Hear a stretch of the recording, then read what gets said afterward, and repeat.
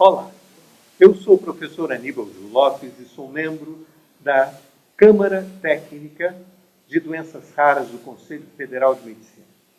Estou aqui para apresentar a primeira de 4 videoaulas sobre genética médica. Em primeiro lugar, eu quero pedir desculpas porque por dificuldades técnicas houve um atraso na transmissão e uma interrupção no seu início.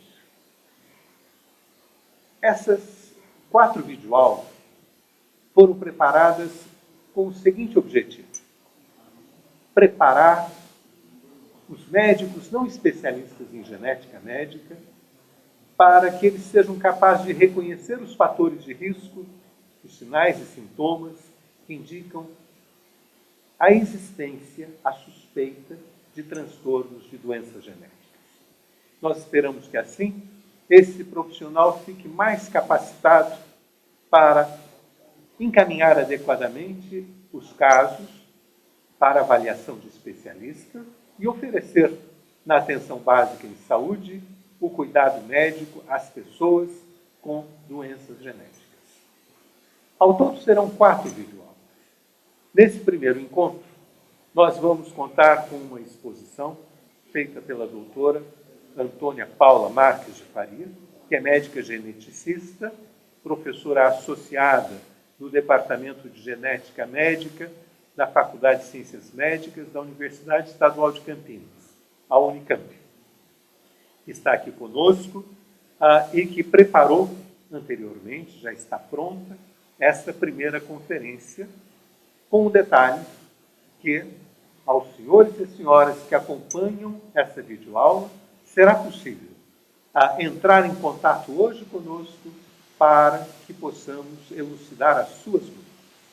Professora, doutora Antônia, em primeiro lugar, eu tenho que agradecer, em nome do Conselho Federal e da Sociedade Brasileira de Genética Médica, da qual a senhora foi presidente, a sua colaboração neste projeto que eu entendo que seja de grande impacto para o acompanhamento daqueles pacientes portadores de doenças genéticas. A senhora poderia, em poucas palavras, nos indicar qual é o conteúdo da videoaula de hoje? Sim, claro, doutora Aníbal. Antes, olá a todos. Bem-vindos, todos os que estão virtualmente conosco nessa primeira videoaula. O tema é deficiência intelectual, aspectos gerais, conceito, classificação, epidemiologia e como nós investigamos esta condição com relação especialmente às causas genéticas e como pode ser realizado o atendimento seguindo o sistema hierarquizado da atenção básica para a atenção especializada. Eu acho que nós já estamos, então, no momento de começar a transmissão. Obrigada a todos, eu agradeço também a oportunidade, doutora Aníbal, é uma satisfação participar com o Conselho Federal e com a Sociedade Brasileira de Genética Médica nessa iniciativa pioneira. Muito obrigada. Esta primeira videoaula é sobre deficiência intelectual. Claro que, pela sua frequência, é um tema de grande importância, pois o diagnóstico precoce certamente levará a cuidados adequados e um desenvolvimento muito melhor para o paciente ao longo dos anos.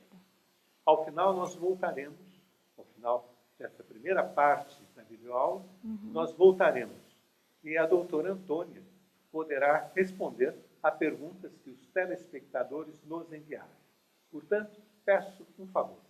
Anote o nosso e-mail e o nosso WhatsApp. Nosso e-mail é videoaula@portalmedico.org.br. Repetindo, videoaula@portalmedico.org.br. E o número do celular do nosso WhatsApp é 061 986 25 2373.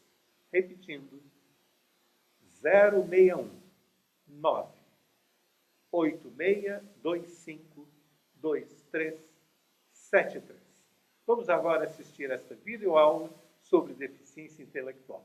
Fique conosco, não deixe de participar e voltaremos depois da primeira parte para a primeira sessão de perguntas e respostas. Olá a todos, bem-vindos a essa que é a primeira atividade do Programa de Educação Continuada em Genética Médica. Eu aproveito para parabenizar o Conselho Federal de Medicina e a Sociedade Brasileira de Genética Médica por essa iniciativa. Acredito que será bem produtiva. E o tema de hoje, da nossa programação, é deficiência intelectual. Só que antes de entrar no tema, eu gostaria de falar um pouquinho para vocês da Política Nacional de Atenção Integral às Pessoas com Doenças Raras.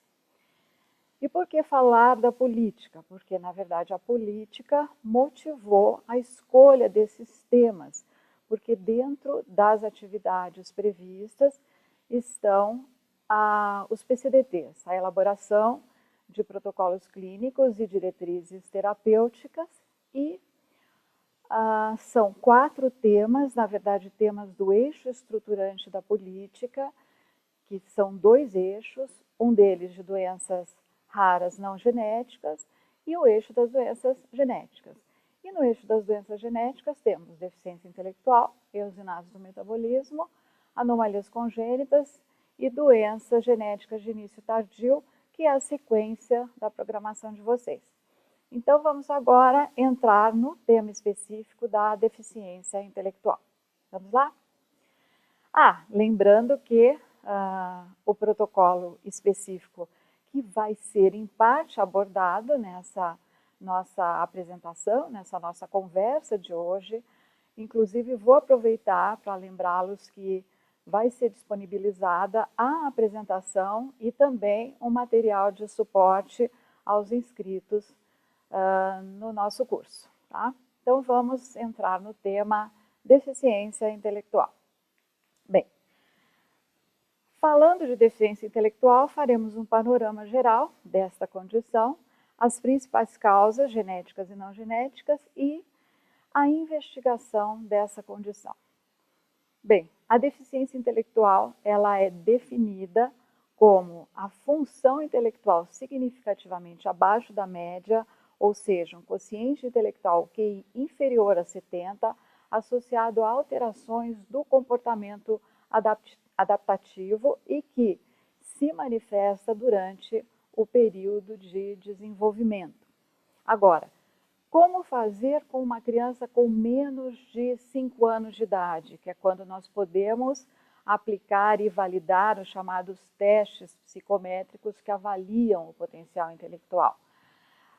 Seria através da observação dos marcos do desenvolvimento neuromotor. Se a criança não está atingindo esses marcos, se ela for hipotônica, se ela não anda no tempo certo, não fala no tempo certo, nós estamos possivelmente diante de uma situação que poderá resultar na deficiência intelectual do adulto. Estamos falando também de uma condição que pode ser classificada. Então, são considerados deficientes intelectuais os indivíduos que têm o QI inferior a 70.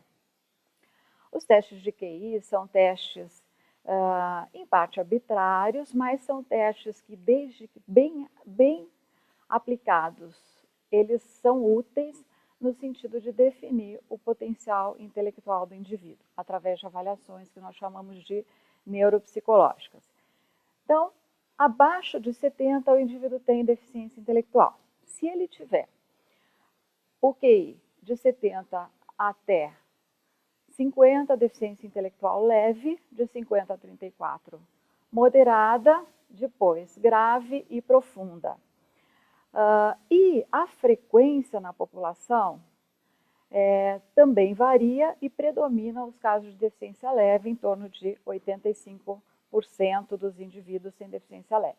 Bom, do ponto de vista epidemiológico, nós estamos falando de uma condição que é frequente de 1 a 3% da população dos países desenvolvidos, dos países de alta renda, e mais ou menos em torno de 2 a 3% nos países de médio e baixo desenvolvimento. É uma condição que no Brasil corresponde a cerca de 2,6 milhões de indivíduos, ou mais ou menos 1,5% da população residente. E desse contingente, cerca de 800 mil pessoas teriam, então, deficiência intelectual de causa genética.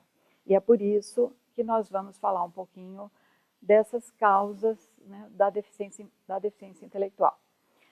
E claro, existem diversas classificações, mas para simplificar, seria interessante separar em não genéticas e genéticas. As não genéticas são todas aquelas situações que acontecem desde o início da vida intrauterina até o período pós-natal, até em torno dos 3 anos de idade, que é quando o desenvolvimento do sistema nervoso central é mais intenso. E as causas não genéticas, que podem ser classificadas em cromossômicas, gênicas, fatores epigenéticos, que são aqueles que regulam a expressão gênica, e o mecanismo chamado de multifatorial. Então, recapitulando, alterações cromossômicas, alterações determinadas por um único par de alelos, as chamadas monogênicas, as condições de herança mendeliana, os fatores epigenéticos, que regulam a expressão gênica, processo de metilação, imprinting, e o mecanismo multifatorial, que acontece por conta da interação de fatores genéticos, poligênicos, um pool de genes que torna o indivíduo mais suscetível a desenvolver aquela condição, né? Junto com fatores ambientais, de forma que é ultrapassado um limiar. Em geral, as pessoas que têm a deficiência intelectual multifatorial, elas apresentam deficiência leve, um exame físico essencialmente normal e um parente em primeiro grau afetado. Agora, ela é uma das formas de deficiência intelectual mais desafiadora e que, para que nós possamos concluir a respeito de um diagnóstico desse, nós precisamos excluir todas as outras causas genéticas, né?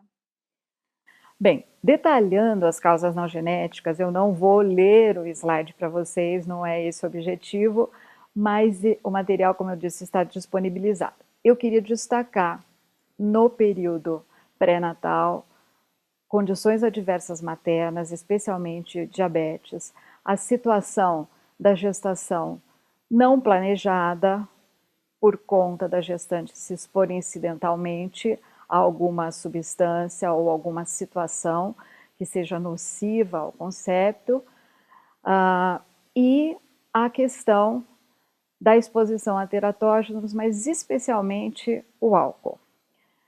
Em relação às causas perinatais, todas as situações relacionadas ao parto que poderiam levar à hipóxia, né, ou à encefalopatia hipóxico-isquêmica, e condições adversas durante o período perinatal, convulsões, icterícia significativa e assim por diante. No período pós-natal, a criança que sofre hospitalizações precoces, prolongadas, múltiplas, traumatismo craniano, infecção do sistema nervoso central, enfim, situações que poderiam, então, levar a um prejuízo ao sistema nervoso central em desenvolvimento. Então, esse período da vida intrauterina, do início da vida intrauterina até os 3 anos de idade, é um período muito importante. E em relação a esse aspecto, crianças que sofrem negligência, crianças desnutridas, mas que ainda são assistidas nesse período, muitas vezes têm um potencial de recuperação. Então, assim, o atraso do desenvolvimento não necessariamente significa que o indivíduo terá deficiência intelectual. Tudo bem? Vamos seguindo, então. O destaque que eu queria dar à síndrome alcoólica fetal, que é hoje incluída nos transtornos do espectro do álcool fetal. A síndrome alcoólica fetal, ela é uma síndrome conhecida de anomalias congênitas múltiplas e deficiência intelectual. Não há dose específica, não há período crítico com relação ao álcool. O risco sempre existe.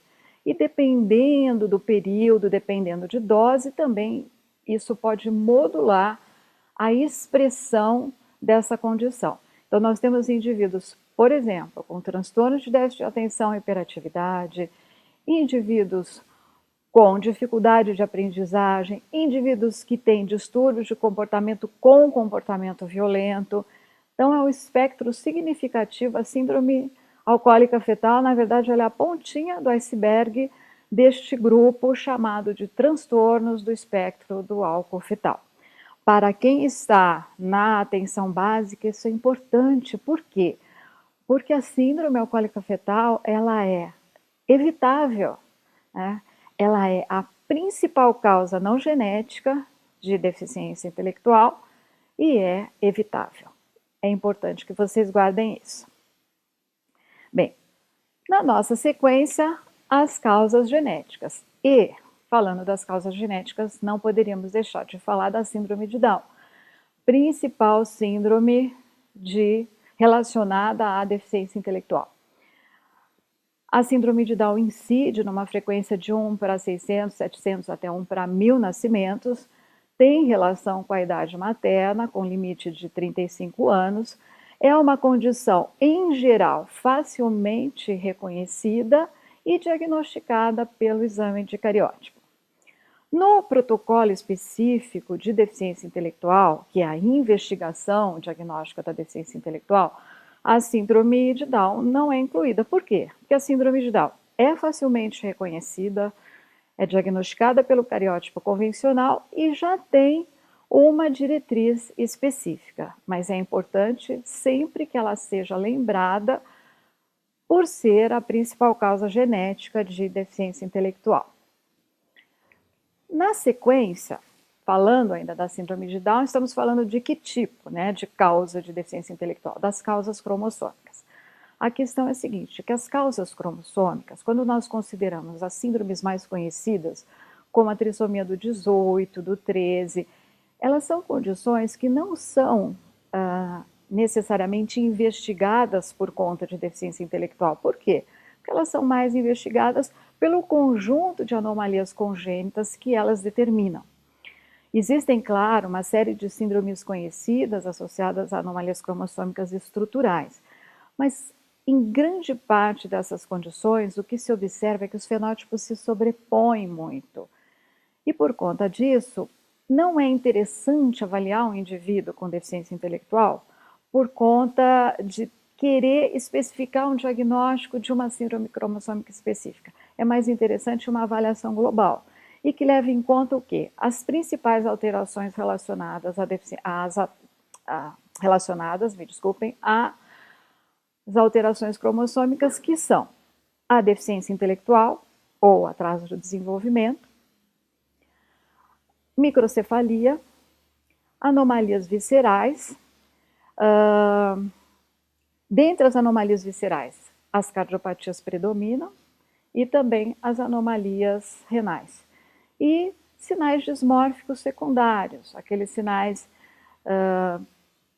que não alteram a qualidade de vida, são mais de sintonia fina, como prega palmar transversal única, implantação baixa de orelhas, fenda palpebral desviada para cima, que funcionam muito mais como sinalizadores, quando estão em conjunto, de uma possível anomalia visceral, desde o comprometimento cerebral até o comprometimento de outras vísceras, como coração, rins e assim por diante. Então é essa a ideia, avaliar muito mais, levando em conta aspectos gerais relacionados a anomalias cromossômicas e não querer definir uma síndrome específica a partir da primeira avaliação do indivíduo. Bem, a investigação diagnóstica da deficiência intelectual é outro ponto interessante, porque nós precisamos desconstruir um paradigma, que é aquele que associa sempre a indicação do exame do cariótipo para analisar as alterações cromossômicas. Na verdade, o cariótipo, no caso da síndrome de Down e outras aneuploidias, ele é um exame interessante, ele conclui o diagnóstico na maioria das vezes. Agora, na grande maioria, não. E com isso, o microarray cromossômico passou a ser o exame de escolha naqueles casos em que não há uma síndrome cromossômica reconhecível. Tá? Outro exame, eu vou falar mais adiante do microarray. Um outro exame que poderia ser feito em situações específicas da suspeita de uma anomalia cromossômica estrutural, considerando as mais frequentes, como a deleção 22q, como a monossomia 5p, a síndrome do miado do gato e outras, a deleção 1p36, que vem se mostrando também bem frequente entre as estruturais, nós podemos solicitar testes específicos, como de hibridização in situ fluorescência, que é a imagem que está representada aí. É até de um indivíduo com deleção do 22.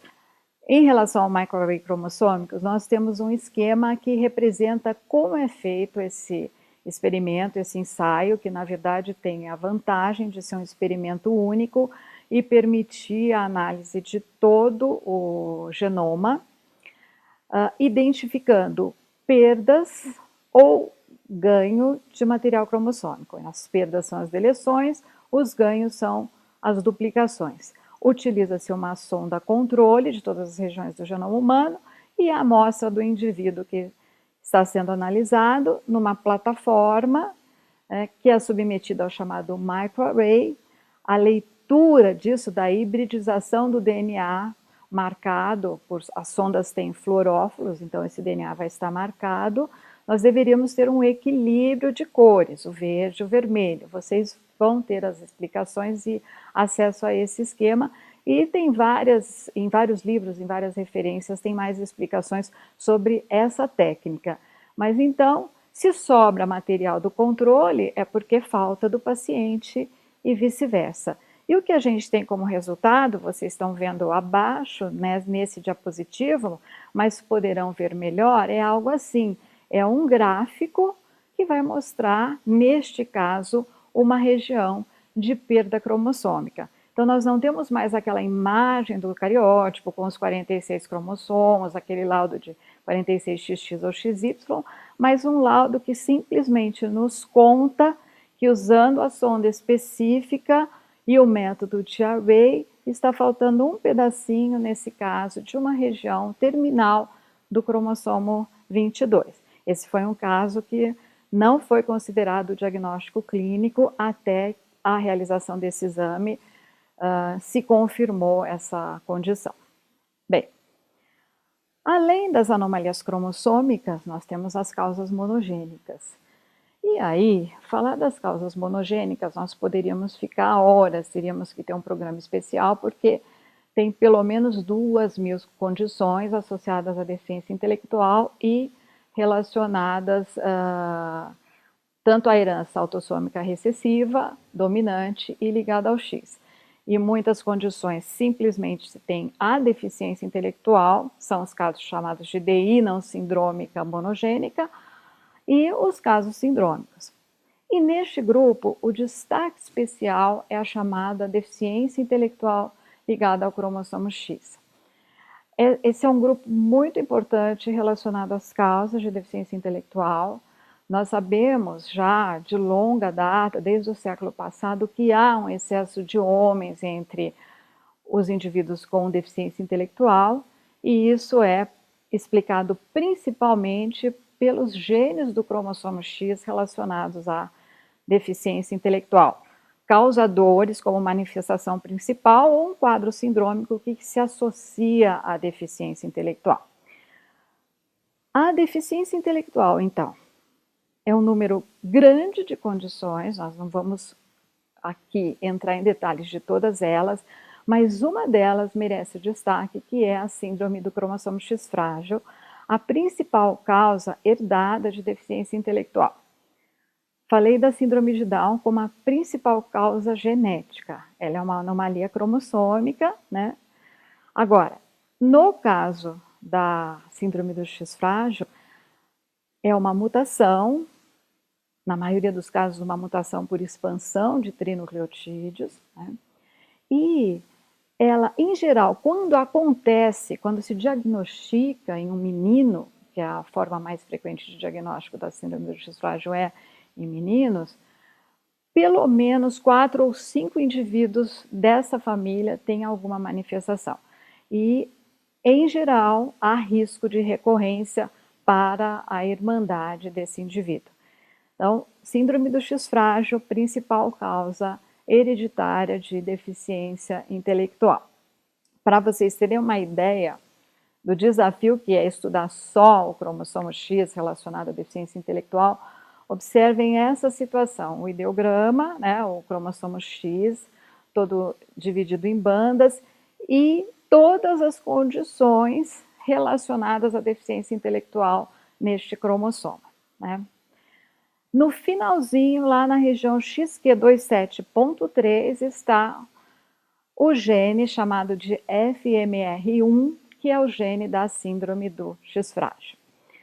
A síndrome do X frágil, ela incide em mais ou menos 1 para 5 mil homens, 1 para 5 mil, 8 mil mulheres, em alguns casos se coloca de 2.500 a 8 mil mulheres, né?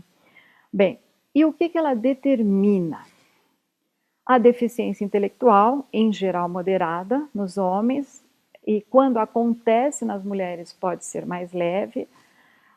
Alguns dismorfismos crâniofaciais que são mais aparentes com a idade, principalmente a partir da puberdade, junto com o aumento do volume testicular e a macroorquidia. E junto com isso, a síndrome do X frágil está associada a uma série de alterações de comportamento, incluindo o transtorno do espectro autista. A síndrome do X frágil é a principal causa de autismo sindrômico. Eu falo muito para as mães que eu atendo, porque às vezes elas me falam assim, mas poxa, meu filho tem autismo e tem síndrome do X frágil. Eu explico que o autismo é um diagnóstico neuropsicológico que tem N causas à semelhança da deficiência intelectual, mas que neste caso o autismo está relacionado ao diagnóstico da síndrome do X frágil, tá? Bem, o que eu mencionei relacionado à questão da evolução fenotípica, então notem esses indivíduos na infância e na idade adulta, e na lateral, 3 meninos de etnias diferentes. Notem como muda o fenótipo do indivíduo adulto. A face se torna mais alongada, as custas da mandíbula proeminente, nariz proeminente também, as orelhas costumam ser também proeminentes, né? Bem, e é uma condição que incide em todos os estratos sociais, que incide em todas as etnias, e por sua frequência merece então destaque especial entre as causas de deficiência intelectual. Além disso, o X frágil, eu não vou falar do mecanismo do que seria uma mutação dinâmica, uma mutação por expansão de trinucleotídeos neste momento. Eu vou resumir dizendo o seguinte: os indivíduos com síndrome do X frágil, a grande maioria deles, exceto situações muito raras em que há uma mutação intragênica no FMR1, esses indivíduos eles têm, antes do primeiro exon do gene, uma sequência repetida CGG, um polimorfismo, que todos nós temos. As pessoas têm, em geral, antes do primeiro exon, de 10 a 50 repetições. Em uma determinada pessoa, isso pode mudar, e essa pessoa pode apresentar de mais de 55 até 200 repetições. Essa pessoa não tem síndrome do X frágil, ela tem uma situação intermediária que chama-se pré-mutação. Se esta pessoa for uma mulher e ela for sintetizar o DNA para gerar os seus gametas, para gerar os seus óvulos, o que pode acontecer é a expansão dessa mutação e com isso atingir mais de 200, podendo chegar até 2.000 repetições, e caracterizando então a mutação completa do X frágil responsável por este fenótipo que eu apresentei a vocês, tá? O ponto é o seguinte, além do fenótipo da síndrome do X frágil, a pré-mutação pode se associar a algumas manifestações. Nas mulheres, 20% delas não têm deficiência intelectual, mas elas podem apresentar falência ovariana prematura. Em geral, os homens, cerca de 40%, com esta pré-mutação, podem apresentar a chamada síndrome da ataxia-tremor associada ao X frágil, uma doença neurológica degenerativa que surge em torno da 4ª década da vida. E só um percentual muito pequeno das mulheres apresenta esse quadro. E mais, as pessoas com a pré-mutação também podem apresentar alterações como transtorno do déficit de atenção e hiperatividade, transtorno do espectro autista e dificuldade de aprendizagem. Com isso, nós temos a pré-mutação do X frágil chegando muito próximo da deficiência intelectual, e hoje em dia fica difícil a gente deixá-la de lado em situações ou de um atraso muito leve ou de distúrbios do comportamento como esses que eu mencionei, tá bem? Bom, com isso, pessoal, nós resumimos, falando das causas genéticas e enfatizando a síndrome fetal alcoólica, a síndrome de Down e a síndrome do X frágil, nós chegamos a 30% dos casos de deficiência intelectual com causa conhecida. O grande desafio são os demais 70%. E é um pouco sobre isso, sobre a investigação diagnóstica da deficiência intelectual nessas circunstâncias, que nós vamos falar a seguir. Estamos de volta no nosso estúdio. E pelo número de perguntas que recebemos, certamente os nossos espectadores estão acompanhando com interesse e atenção essa primeira parte desta primeira videoaula sobre doenças genéticas. E escolhemos 2 perguntas das que nos foram enviadas para este intervalo entre a primeira e a segunda parte da videoaula. Doutor Antônio, um dos nossos espectadores nos mandou a seguinte pergunta.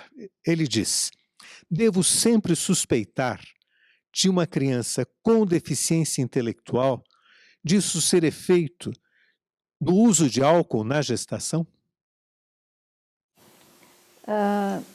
É uma pergunta interessante, né? Envolve questões relacionadas, né, à anamnese, e o álcool é um fator ambiental relevante como causa de deficiência intelectual, não apenas com relação à síndrome alcoólica fetal, como vocês viram, mas aos transtornos do espectro do álcool fetal. Então, essa é uma hipótese, mas nós dependemos dessa informação na anamnese, porque não há nenhum marcador específico que possa confirmar, né, a exposição ao álcool durante a gestação.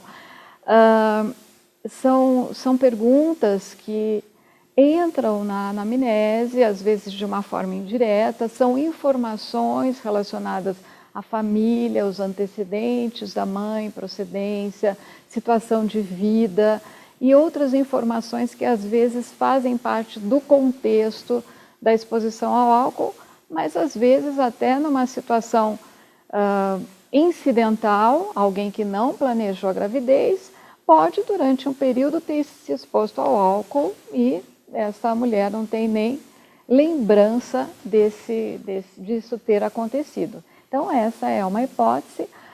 Para a síndrome alcoólica fetal, nós já temos características ao exame físico, mas mesmo nessas circunstâncias, se não há confirmação, fica sempre como uma hipótese.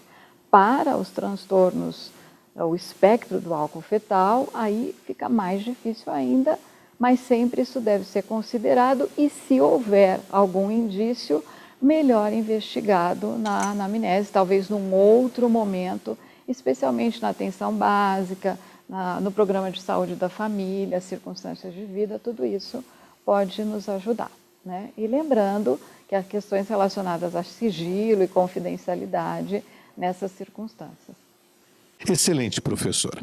Chegou uma segunda pergunta, entre as várias que foi selecionada, que diz o seguinte: como diferenciar uma criança com deficiência intelectual de uma criança com atraso de linguagem causado pelo autismo? Também uma ótima pergunta, algo que está no nosso dia a dia, assim, é muito frequente o encaminhamento, a criança vem, a suspeita é transtorno do espectro autista, começamos a investigar, de repente parece que se trata mais de um caso de atraso do desenvolvimento que levará à deficiência intelectual.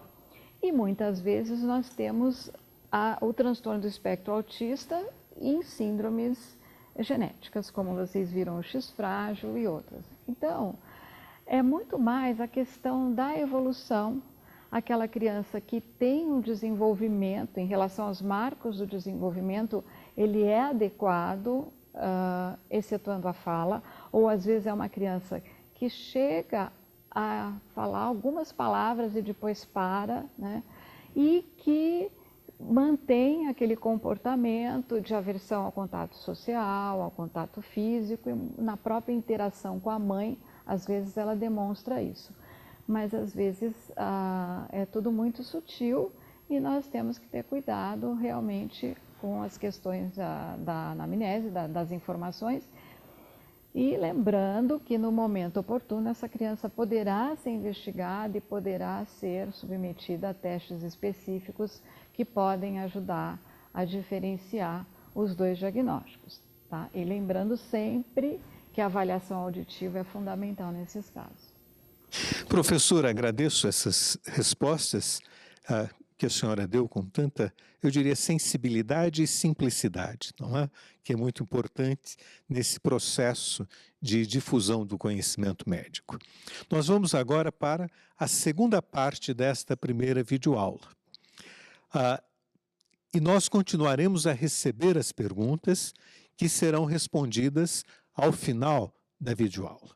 Então, vou lembrar mais uma vez que todos os espectadores que desejarem enviar perguntas poderão fazer através do e-mail, que é genetica@portalmedico.org.br, repetindo, genetica@portalmedico.org.br.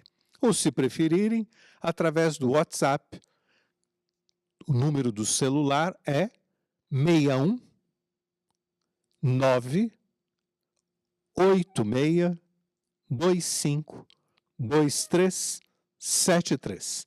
Repetindo, 61 986 25 2373. Fique conosco, acompanhe a segunda parte da aula e nos mande as suas dúvidas, as suas perguntas, as suas contribuições. Nos encontraremos daqui a pouco. Olá, pessoal, estamos de volta para essa segunda parte. Eu espero não tê-los cansado muito na primeira.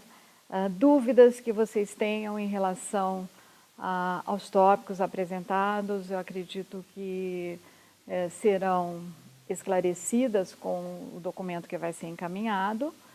E também eu me disponibilizo a tirar dúvidas, o e-mail também vai estar disponibilizado no final, assim como essa apresentação, conforme eu já mencionei. Então, agora, considerando essa questão da deficiência intelectual, porque uma observação que eu não fiz no início e que eu acho que é bem interessante, é que a deficiência intelectual, com frequência de 1 a 3%, ela não é uma condição rara. E nós estamos falando de uma política de atenção integral à pessoa com doenças raras. Só que a deficiência intelectual, ela é uma manifestação patológica que representa um conglomerado de síndromes, né, de condições de causa genética, de causa não genética também, né? E por conta disso, ela reúne um grupo muito significativo de doenças raras. E a deficiência intelectual faz parte do dia a dia do geneticista clínico. 60% a 70% dos pacientes que vão a serviços de genética vão para investigar a deficiência intelectual ou para investigar uma síndrome na qual também ocorre a deficiência intelectual. Então, ela representa um desafio do nosso dia a dia. E todo este processo de avaliação, eu tenho certeza que ele será muito melhor, ele será muito aprimorado se nós trabalharmos de uma maneira integral nos níveis de atenção hierarquizada do Sistema Único de Saúde. E é mais ou menos esta proposta que está no protocolo, no PCDT, de deficiência intelectual. E nós temos que considerar tanto a avaliação clínica geral realizada na atenção básica, quanto o que será feito nos serviços de genética da atenção especializada. E essa troca de conhecimentos é que vai ser muito útil e certamente acarretará benefícios para o paciente e as suas famílias. Né? Nessa situação que nós costumamos dizer que às vezes é uma verdadeira odisseia diagnóstica. As pessoas migram de um serviço para o outro em busca de uma resposta para a causa da deficiência intelectual do seu filho, da sua filha, e muitas vezes nós não conseguimos dar uma resposta, mesmo atuando na atenção especializada, mesmo dispondo dos exames genéticos de primeira linha, como o microarray cromossômico, como o sequenciamento do exoma.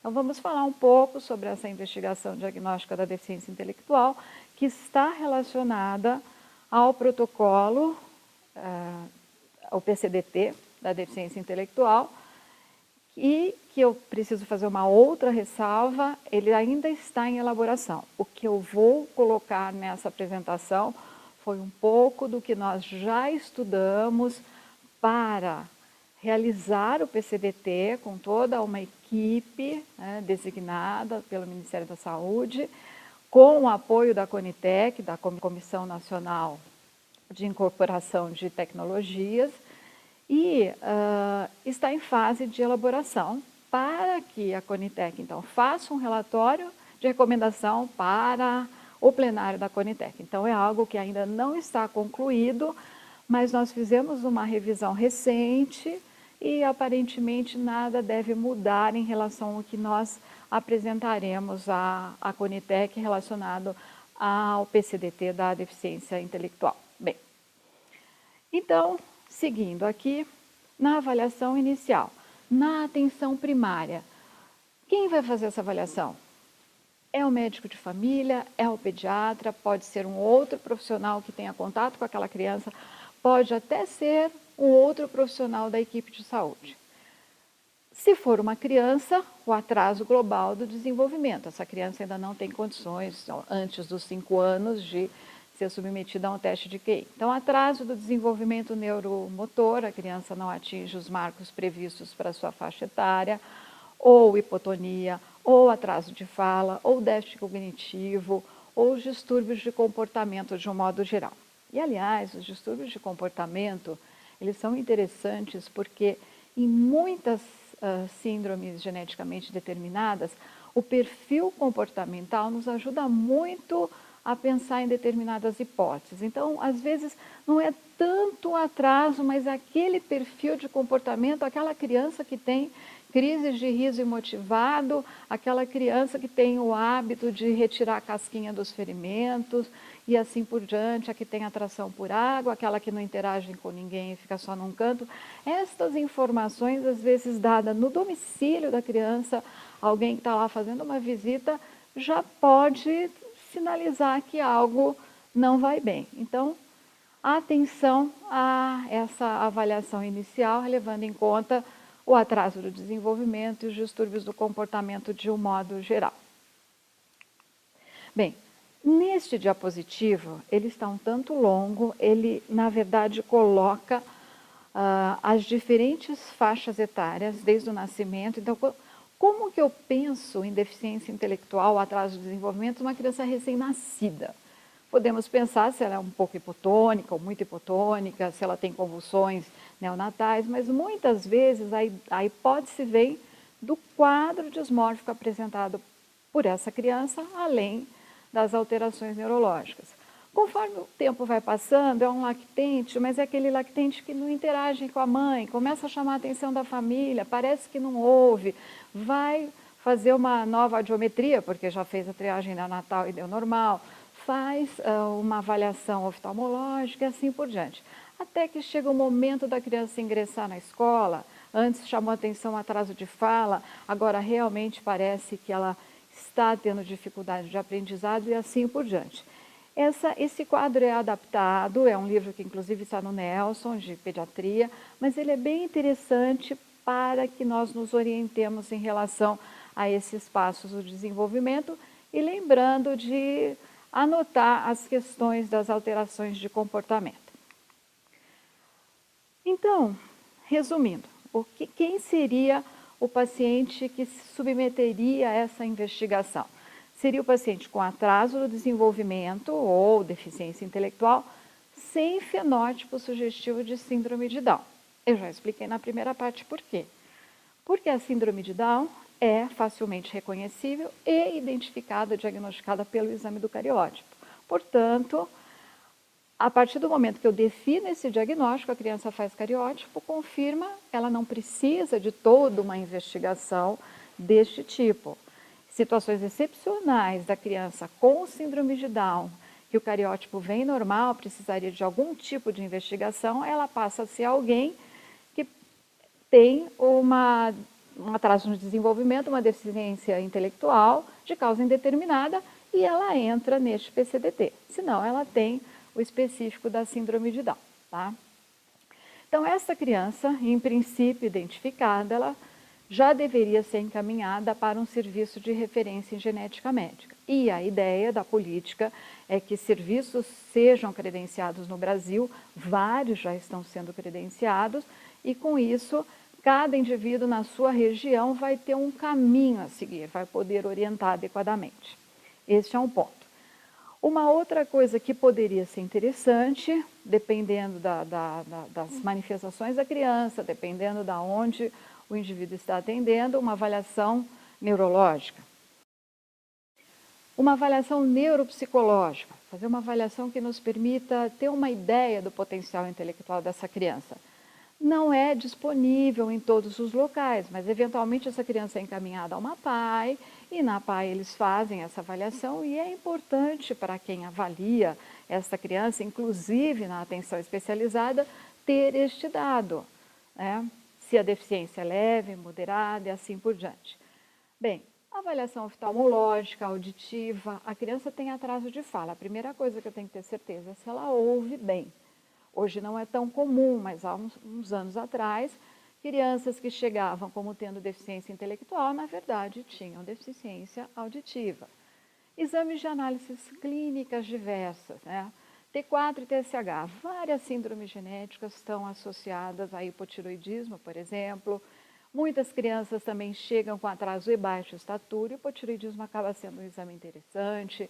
As enzimas musculares, como a CK, em determinados quadros e assim por diante. Então, o que puder ser feito por esta criança, ainda na atenção básica, na especializada, nos ambulatórios médicos de especialidade também, já seria útil quando essa criança chegasse a um serviço de referência na área de genética, porque muitas vezes essas crianças e nós temos que pedir vários exames que poderiam ter sido feitos na origem. É isso que seria interessante mudar, alterar. Isso nos permitiria reduzir o prazo até um diagnóstico e assim por diante, tá?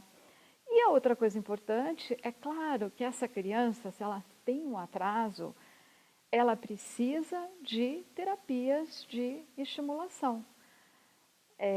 O prazo para a investigação num determinado serviço, com a implantação da política, isso deve se acelerar, mas pode ser demorado. E a criança já está em defasagem em relação às demais da sua faixa etária. Então, o encaminhamento, independente da definição do diagnóstico etiológico, é o mais relevante e é o mais importante a ser feito pela criança antes de se determinar a causa, que muitas vezes não é esclarecida. Tá? Bem, pessoal, então agora eu vou detalhar um pouquinho da avaliação genético-clínica. Na verdade, o nosso foco não é esse, mas mais para entender o que é feito num ambulatório de genética. Claro, detalhamos os antecedentes pré, peri e pós-natais, os antecedentes familiares, construção de heredograma de pelo menos 3 gerações, ênfase, então, na recorrência familiar, em como ela se dá quando acontece e assim por diante, né? Agora, a evolução do desenvolvimento neuromotor, alterações de comportamento associadas, tudo isso que já chamou a atenção de quem foi o responsável pelo encaminhamento também nos interessa bastante, precisamos detalhar. Os aspectos do comportamento, que eu já referi para vocês, que eu acho que muitas vezes nos auxilia muito em relação a estabelecer alguns diagnósticos específicos. O exame clínico geral especial, seguindo as normas da semiotécnica da criança e do adulto, com ênfase ao chamado exame dismorfológico, que é quando nós detalhamos os pequenos desvios da morfogênese. Medimos o indivíduo de uma maneira mais detalhada e assim por diante. Para quem já teve um pouco de experiência em genética, sabe como funciona esse tipo de exame. Muitas vezes exige o conhecimento da família, precisamos rever algum familiar para decidir se é uma variante familiar ou não, e assim por diante. Então, é algo que leva algum tempo, né? São algumas peculiaridades mesmo da especialidade. E em relação aos exames complementares e avaliações, os que já foram mencionados anteriormente, lembrando que eu não detalhei os eosinatos do metabolismo, porque eles serão tema da próxima palestra. Mas, nos casos de investigação de deficiência intelectual, a indicação da pesquisa de eosinatos do metabolismo é seletiva. Existem alguns exames que são feitos dentro da rotina de investigação, mas, fora isso, depende do quadro clínico apresentado pela criança. Se a criança tem convulsões, situações como coma, morte episódica, cheiros característicos de urina, de suor e assim por diante, aí o direcionamento é feito para a pesquisa de alguma alteração metabólica. Tá? E a neuroimagem, pelos levantamentos que nós temos feito especificamente com a ressonância magnética, o que chama atenção é que grande parte dos estudos é muito heterogênea em relação às amostras e fica muito difícil definir a real importância da ressonância dentro do processo de definição diagnóstica, a não ser a semelhança dos eosinatos, quando houver alguma indicação. Então, a criança tem convulsões, a criança tem algum sinal neurológico focal, assim se recomenda a neuroimagem. Mas se a criança não apresenta nenhuma dessas alterações, muitas vezes a ressonância não é necessária, até porque é um exame que exige sedação. O que se sabe em relação à questão da neuroimagem é que com a devida indicação, a ressonância pode ser útil. Agora, a tomografia computadorizada de crânio, não, a contribuição é muito pequena e realmente é um exame que não compensaria ser feito, a não ser que haja alguma alteração da calota craniana, mas a tomografia já realmente não entra na recomendação. Tá? Bem, e outros exames e avaliações que dependerão do quadro clínico daquele indivíduo em especial. Depois disso, dos exames complementares e avaliações, nós vamos falar um pouquinho dos exames específicos da genética. E quando nós decidimos em relação aos exames genéticos, após a avaliação clínica, nós, em geral, concluímos se aquela condição é sindrômica ou não sindrômica. Eu uso o exemplo da síndrome de Down porque ela é a mais facilmente reconhecível. Mas muitas vezes eu tenho uma criança que tem algumas evidências, alguns dismorfismos, mas não dá para a gente considerar qual seria o diagnóstico específico. e aquela criança que tem um exame físico essencialmente normal, mas que tem dificuldade de aprendizado, que tem deficiência intelectual, que tem alterações de comportamento. Então, como investigar o que seria a deficiência intelectual sindrômica e a não sindrômica? Em relação à investigação, nós falamos na primeira parte das causas genéticas e nós falamos das condições que são identificadas pelo cariótipo convencional, a síndrome de Down. Quando a gente exclui a síndrome de Down, o cariótipo ele chega ao diagnóstico em 3% dos casos dos indivíduos que se submeteram a esse exame para investigação de deficiência intelectual. Quando nós fazemos o microarray cromossômico, nós chegamos a um percentual que vai de 12% a 15%. Por isso que hoje este é um exame que é considerado o exame de primeira linha na investigação de alterações cromossômicas, porque ele nos permite abrir assim, o leque de possibilidades por conta do diagnóstico das anomalias cromossômicas submicroscópicas. Então, realmente, ele passa a ser o exame de primeira linha para a investigação de anomalias cromossômicas, não mais o cariótipo. Tá? Quando esse resultado também é normal, o que nós teríamos mais para fazer? Aí já, tirando as circunstâncias em que há a hipótese de uma síndrome específica, eu posso pedir, por exemplo, a análise de um gene específico, de uma mutação conhecida, ou eu posso pedir o FISH, a hibridização in situ por fluorescência. Quando nós não temos um quadro clínico que nos direcione nessa investigação, aí a alternativa seria o sequenciamento de nova geração ou de alto desempenho.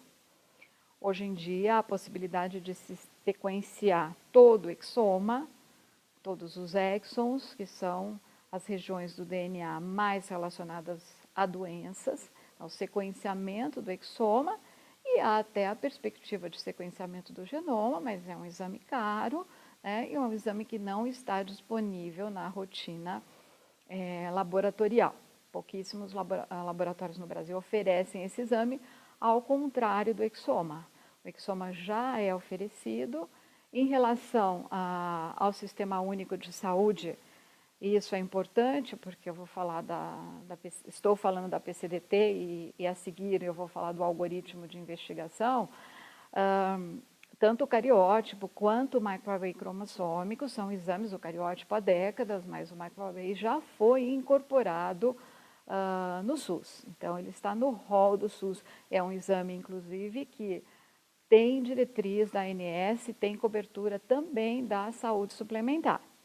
Já o exoma, o sequenciamento do exoma, não, e junto com este protocolo da deficiência intelectual está sendo enviado um PTC, com parecer técnico científico, relacionado ao exoma, no sentido de que ele seja avaliado também para incorporação no rol de exames do SUS. E na saúde suplementar, ele não tem uma regulamentação, uma diretriz específica, mas em algumas circunstâncias, desde que bem justificado, desde que solicitado pelo médico geneticista e feito em território nacional, ele também pode ser realizado. Tá? Bem, então isso que nós temos em termos de investigação diagnóstica e notem, o exoma, 27% dos casos, essa é uma publicação específica relacionada à deficiência intelectual grave, mais ou menos 27%, e o sequenciamento do genoma, 42%. Ou seja, chegamos ao limite da investigação e muitas vezes ainda sem um diagnóstico específico, que foi o que eu enfatizei com vocês no início. E agora, nessa parte final, o algoritmo de investigação, esse algoritmo está apresentado, é um recorte do algoritmo todo proposto, porque vai desde a atenção básica, mas nesse caso ele leva em consideração a investigação a partir do serviço de genética clínica. E aí, a partir da avaliação genética, nós definimos se há um fenótipo reconhecível clinicamente ou não. Que fenótipo é esse? A síndrome de Down é cariótipo, né? Nos casos da síndrome de Down, eles nem seriam avaliados via PCDT, da deficiência intelectual, mas eventualmente outras aneuploidias podiam surgir nesse processo de investigação, né? Se eu defino uma síndrome de microdeleção, como a deleção do 22, uma alteração cromossômica dificilmente identificada pelo cariótipo comum, eu posso pedir o FISH, eu posso pedir um outro teste que utilize sondas dessas regiões que eu estou suspeitando que estão deletadas ou duplicadas, que seriam um teste como o de MLPA, por exemplo. Eu não vou entrar em detalhes em todos eles, porque é muita coisa e é muita informação técnica. Mas o indivíduo pode ser investigado dessa maneira.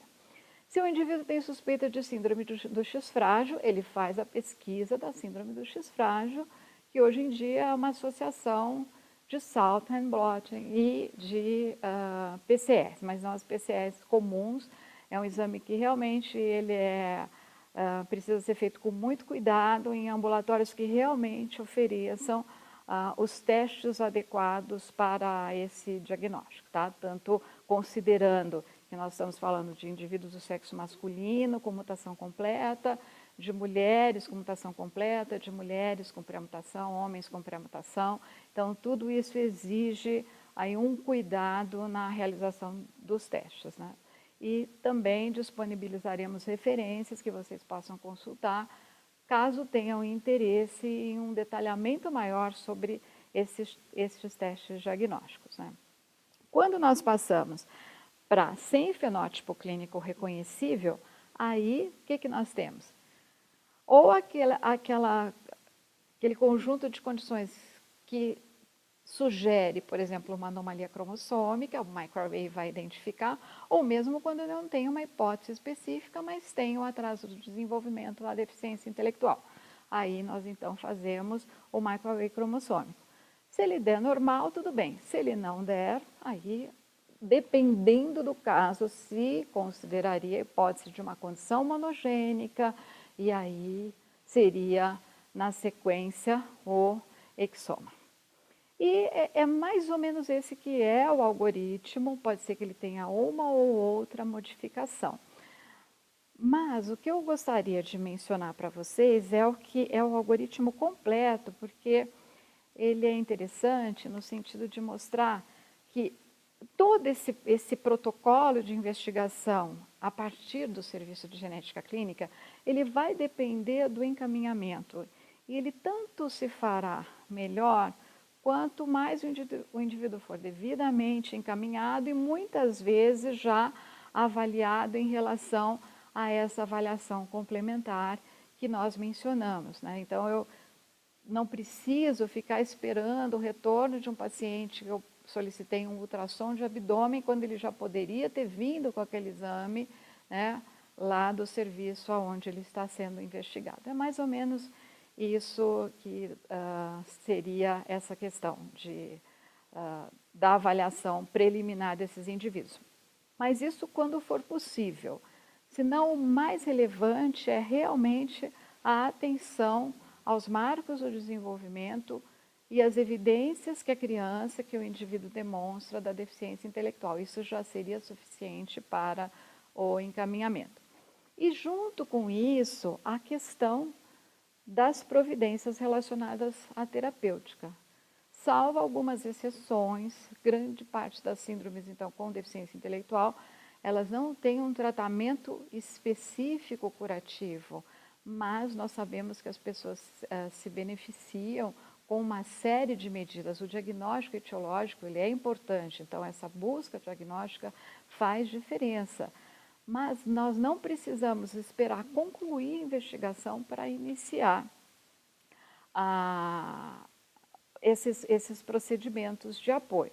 Então, o encaminhamento pode ser feito à parte, e é isso também que vai ser sugerido, que seja incluído no PCDT, todas as medidas relacionadas à questão do suporte terapêutico para esses pacientes. Bem, então, por que a busca do diagnóstico? Eu já adiantei um pouco. A deficiência intelectual, realmente, assim, ela tem um peso muito grande para o indivíduo para a sua família em termos de consequências. Ela exige serviços educacionais especializados, as demandas na área de saúde são grandes também. Então, e o diagnóstico muitas vezes nos ajuda, embora muitas vezes não resolva o problema do ponto de vista de cura, mas ele ajuda a oferecer para esses indivíduos melhores oportunidades, melhor oportunidade de melhorar a sua qualidade de vida, né? Então, o diagnóstico etiológico ele é importante nesse sentido. A partir do momento que eu defino o diagnóstico de uma condição que é conhecida, que as pessoas foram vistas em diferentes épocas da sua vida, nós podemos, então, já fazer uma orientação antecipatória, nós sabemos quais são as complicações mais frequentes, nós podemos preveni-las, né, em muitos casos. Então, a orientação antecipatória é relevante, a informação adequada em relação a risco de recorrência, né?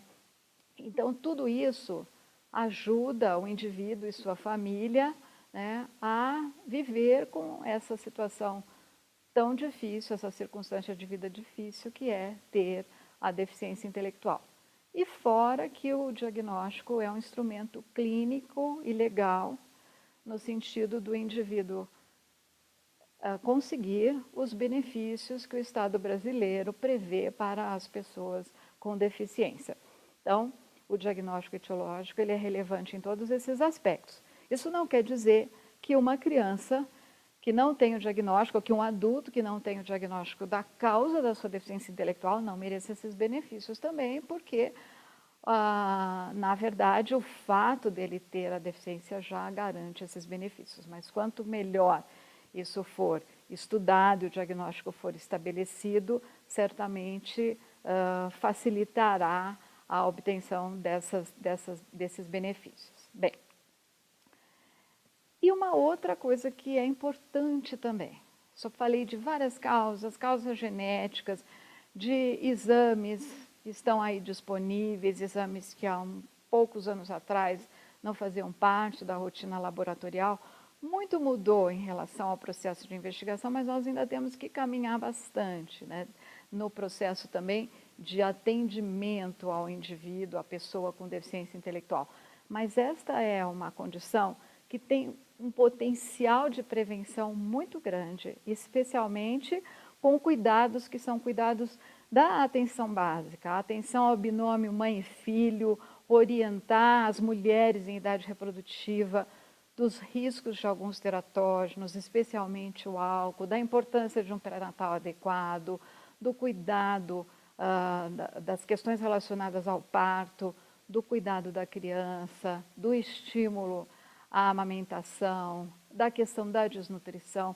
Tudo isso ajuda no sentido de reduzir as causas evitáveis e muitas vezes também nós vemos muitas famílias assim, em que há uma causa genética, mas também o fator ambiental concorreu muito para que o quadro daquela criança fosse muito mais grave em relação a outras crianças com o mesmo diagnóstico que foram melhor atendidas ao longo de sua vida. Tá? Agora, nessa fase final, o que é muito comum de se ouvir em relação às doenças genéticas é que elas são muito raras, elas são pouco conhecidas, mas hoje em dia temos disponibilidade de acesso muito fácil a catálogos, a bancos de dados de genética que nos informam praticamente tudo em relação às condições genéticas de um modo geral. O OMIN, que é o Online Mendelian Inheritance in Men, é um catálogo que ele tem uma sinopse clínica. Eu preciso saber quais são as manifestações daquela condição. A sinopse clínica vai mostrar. E até hoje eu não me lembro de ter visto, ou raramente, uma condição que não tivesse sido contemplada neste catálogo disponível online. Da mesma maneira, o Gene Reviews, ele não é tão amplo na cobertura de doenças genéticas como o OMIM, mas ele é muito interessante do ponto de vista de manejo do paciente, de orientação, mesmo a cuidados. Por exemplo, eu sou cardiologista de uma criança que tem determinada condição, eu estou acompanhando esta criança aqui na unidade básica, porque às vezes é uma preocupação muito grande em relação a pessoas com doenças genéticas, como se elas não... Pelo fato delas terem um diagnóstico de algo muito raro, desconhecido, às vezes há aquela dificuldade no atendimento, até porque há um desconhecimento em relação a riscos daquela condição e assim por diante. Mas esse tipo de informação, ele é imediato. O Gene Reviews, ele dá detalhes a respeito e é muito interessante. Eu incluí no material que será disponibilizado para vocês, e tentem em casa, coloquem lá na janelinha do OMIM, tem que ser em inglês, o nome de uma síndrome que vocês já atenderam e vejam o que acontece.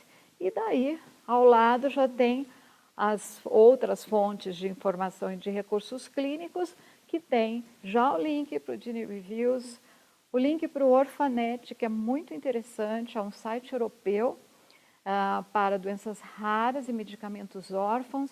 Ele dá um resumo daquela condição, ele dá o CID, muitas vezes a gente precisa do CID em relatórios e assim por diante, ele faz referência ao número do OMIM e assim por diante. Então, é como se nós tivéssemos aí, em regiões diferentes, né, uma integração que permite esse acesso, né, global a muita informação relacionada às doenças genéticas, né, de um modo geral.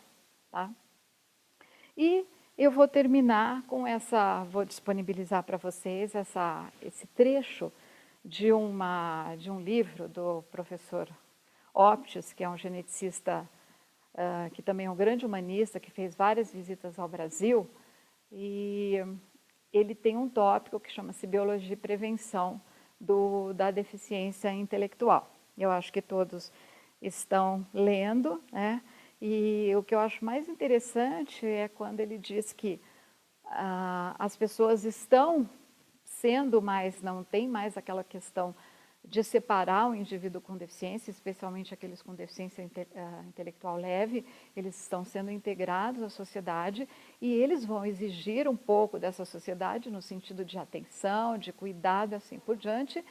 E as equipes, os profissionais da área médica, das equipes de saúde, da parte educacional e toda a população, aquela população que é dita normal, né, teria que se preparar para receber essas pessoas e fazer a sua parte em relação a melhorar a qualidade de vida dessas pessoas e das suas famílias, né?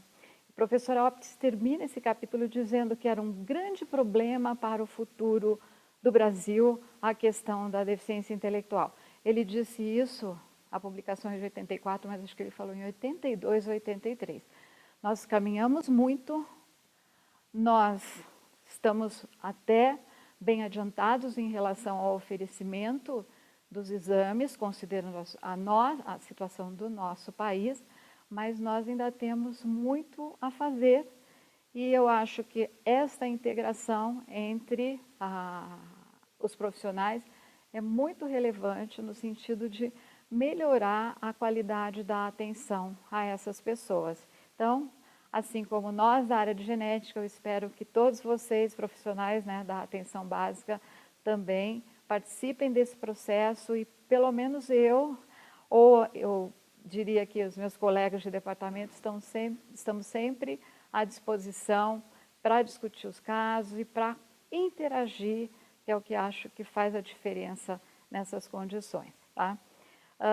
Vamos abrir para perguntas, mas eu já adianto que fico à disposição por e-mail também, caso alguém tenha uma dúvida ou depois, ou com a oportunidade de pensar melhor sobre o assunto. Muito obrigada. Estamos de volta ao estúdio depois da segunda parte dessa primeira videoaula sobre doenças genéticas. Ao longo de todo esse tempo, tivemos uma audiência muito grande e foram mais de 1.750 inscritos neste evento. E recebemos várias perguntas. E agora nós vamos, portanto, a partir dessas perguntas, continuar explorando o tema e a professora Antônia irá nos fazer o favor e a delicadeza de responder essas perguntas. João Manuel de Sorocaba, ele pergunta: é possível atender pacientes com síndromes com deficiência intelectual no âmbito do SUS? Sim. Na verdade, esse atendimento já é prestado em alguns serviços, né? Agora, a ideia é, considerando o desenvolvimento, a implantação da política nacional atenção integral às pessoas com doenças raras, é que isso seja feito seguindo o sistema hierarquizado do SUS e com encaminhamentos a centros e serviços de referência que estão sendo credenciados em todo o Brasil. Os centros que já estão funcionando, alguns há décadas, estão se credenciando ou estão em processo de credenciamento no Ministério da Saúde para que façam parte dessa rede hierarquizada que, claro, vai levar em consideração todas as situações regionais. Existem algumas condições que são melhor estudadas em determinadas regiões, enfim, isso tudo depende deste processo de implantação da política de doenças raras no SUS. Então, assim, já atendemos, mas atendemos ainda de um modo, eu diria que um tanto quanto desorganizado. Há, claro, o sistema de referenciamento dos pacientes, mas seria interessante que isso seguisse realmente as regiões e que nós tivéssemos, por exemplo, um determinado serviço numa região brasileira que não tem aquele exame específico, por exemplo, o microarray cromossômico, mas existe um outro centro que se credenciou e que pode oferecer esse exame. Então, na medida em que isso tudo for implantado, eu acho que nós teremos melhores resultados no atendimento do que o que nós temos hoje, né? Mas, assim, temos um longo caminho a percorrer e o que é mais importante é essa integração entre os níveis de atenção. Porque o paciente que receberá o diagnóstico de uma determinada condição genética, muitas vezes o segmento dele será feito na atenção básica, em alguns momentos, quando necessário, dependendo da condição, ele retorna ao serviço de genética. Então, a organização, a estruturação da política é muito interessante. Temos aí que aguardar. No momento a gente faz o possível, todos sabem da situação que o nosso país está enfrentando, mas não podemos deixar de programar, de participar desse processo, pensando então em ter um sistema funcionando, hierarquizado e os participantes todos integrados. É isso o que a gente considera o ideal. Uma outra pergunta, encaminhada pela doutora Rosana Alves de Miranorte, é muito próxima desta. E ela pergunta: as equipes de saúde de família têm estrutura suficiente para encaminhar pacientes com síndromes de deficiência intelectual? No sentido de avaliar um paciente em relação ao quadro clínico, por exemplo, de atraso de desenvolvimento ou de determinadas alterações de comportamento, eu acredito que sim, né? E deveriam participar mesmo deste processo, porque muitas vezes são essas equipes que estão em contato com a família e que têm diversas informações que podem ser relevantes e nos orientar.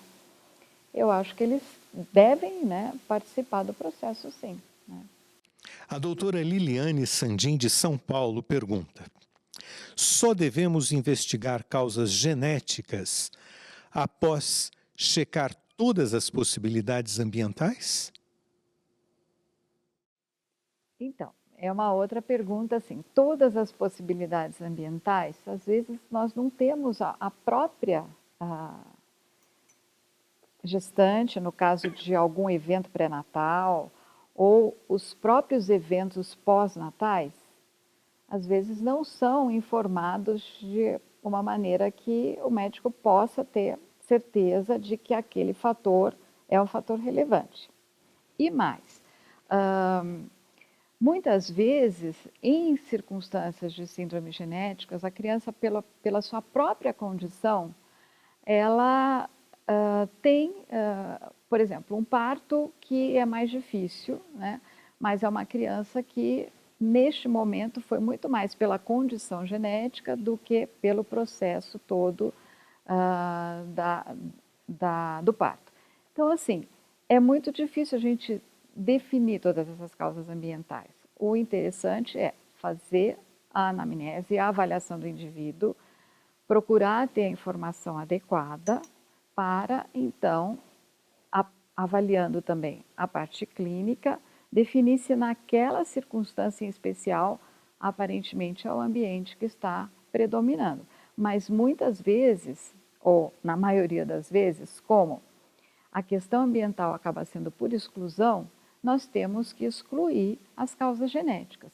Então, uma criança que vem em que há suspeita, por exemplo, de que seja teratogênese pelo álcool, que seja a síndrome alcoólica fetal, ela tem tantas semelhanças com doenças genéticas que nós fazemos a avaliação e até um resultado negativo reforça a hipótese de uma condição ambiental.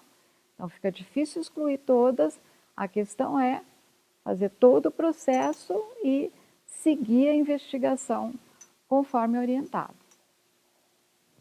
A doutora Lucy Fernandes, ela nos encaminhou a seguinte pergunta: qual é o melhor exame a fazer em caso de suspeita de síndrome do X frágil?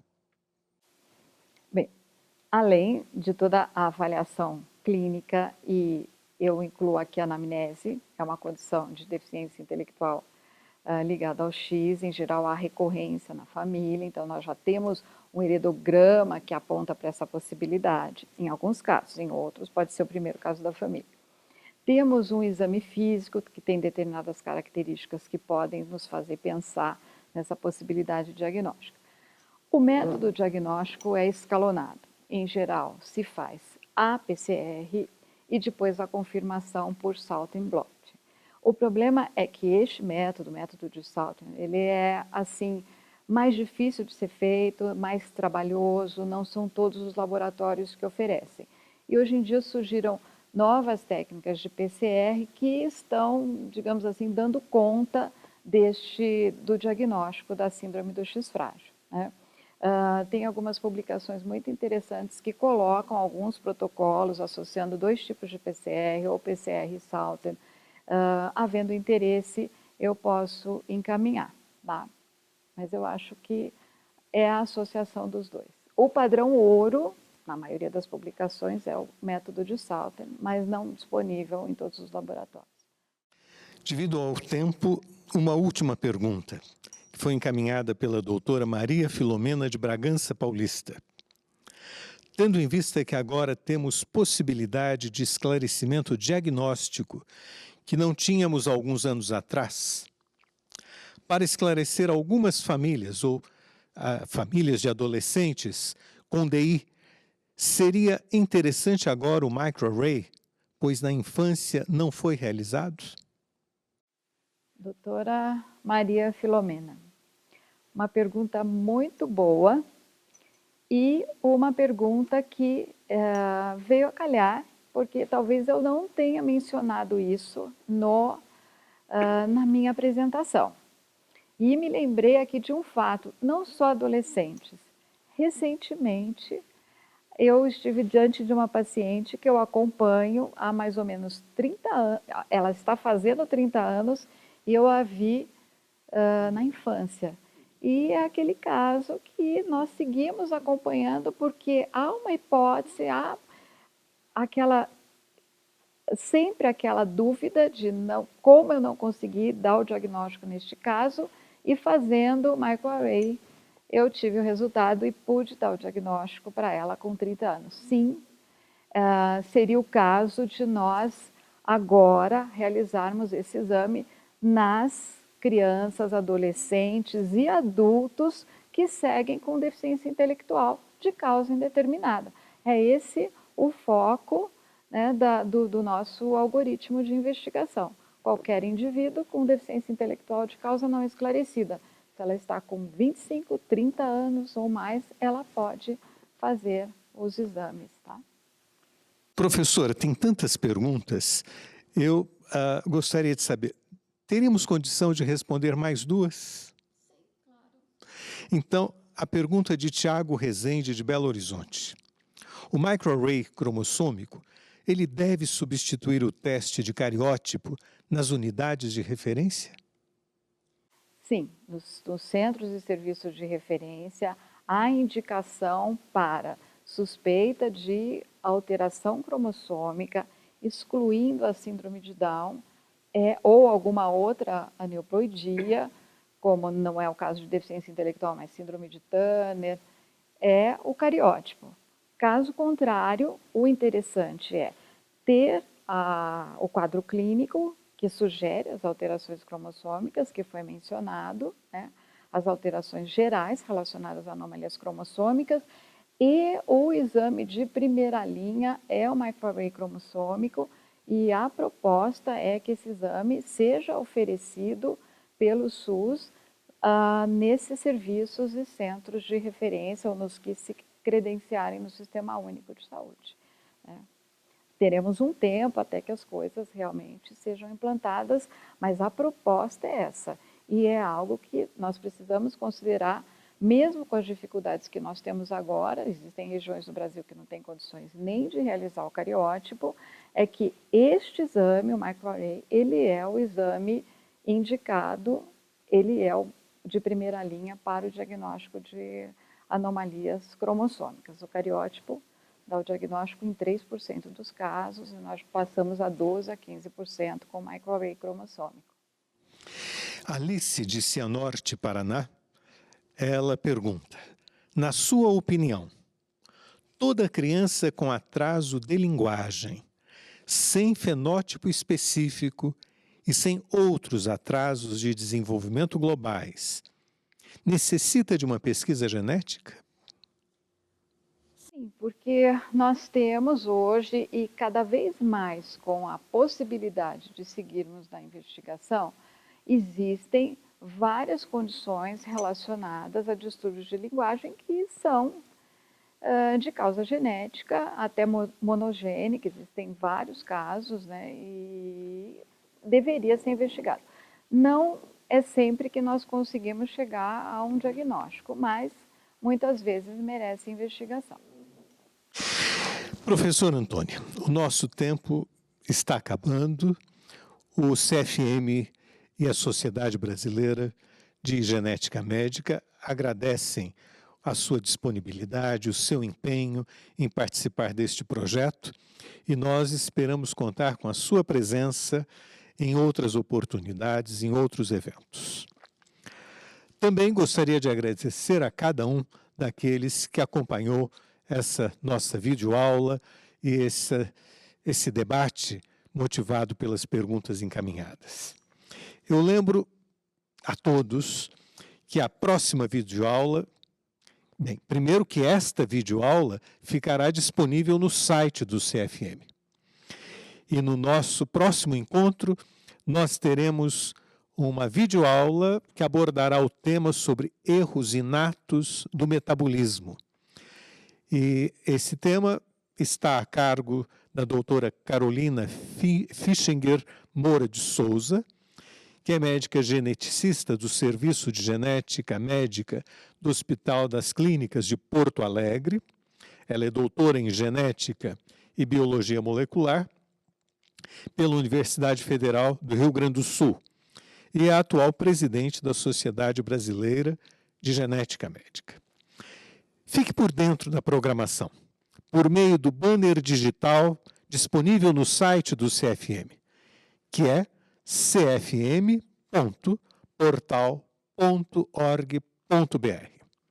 Lá, além da programação, você terá acesso a muitas outras informações desse projeto e poderá se inscrever para continuar esse processo de formação em genética médica.